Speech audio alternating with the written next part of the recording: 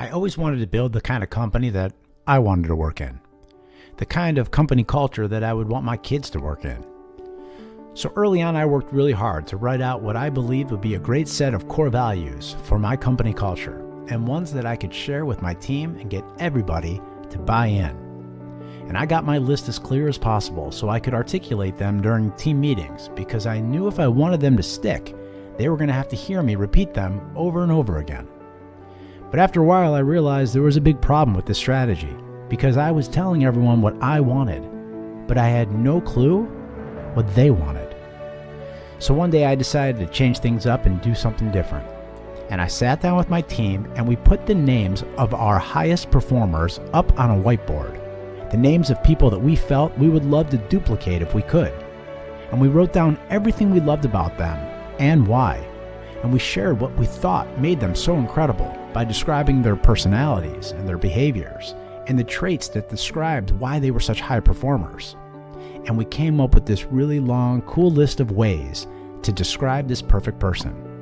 And then we narrowed it down and our team went back and forth until we landed on about 5 or 6 ways to describe this individual. We discussed and then we agreed on what the core values were behind each one of them. And together, we played with the words and made them sound and feel like us as a team. Because our goal was to give them a flavor that described the culture that we wanted more of. And we didn't know it at the time, but we were also creating a way for us to hold each other accountable. Because you can be sure that when we walked out of that room, things would never be the same for anyone who showed or acted the opposite of the list that we worked so hard to create. And once we shared this with everyone else on our team, something cool happened. It sounded very different this time because it didn't come from just me. The fact that my leadership team did this together and I had their buy-in, it made the experience that much more meaningful for everyone. I told everyone that I was going to start recognizing and rewarding people who champion these core values because, again, I wanted it to stick. So I asked each of my leaders to pick one person from their team who they felt best personified one of our new core values.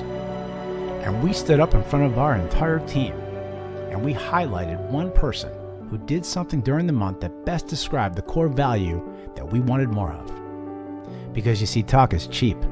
You can say things 10,000 times, but when people see it, they can feel it. And when they can feel it, they can live it. And this took our core values to a whole new level. I gave people bonuses and had paid time off given out. I noticed people started catching others doing good things around the office so that they can highlight them during our next team meeting. And people were actually doing things to try to exhibit that core value. To take this a step further, I also decided to start hiring and firing people for our core values. Because here's the thing, you can teach people skills, and people can become talented if they work hard enough. But you can't change someone's core values. The right fit, the right people, they'll buy in. And these are the kind of individuals you need in order to build a successful company culture where people will run through walls for you. What are you throwing up on your walls? And what core values are you living? What are your employees saying behind your back about your culture? If you want to transform your culture into a best place to work that employees will love, then you have to sit down with them and figure out what core values you want to use to hold people accountable. And then you actually have to do it. That's right. You got to call people out and have tough conversations. You have to make it a discipline.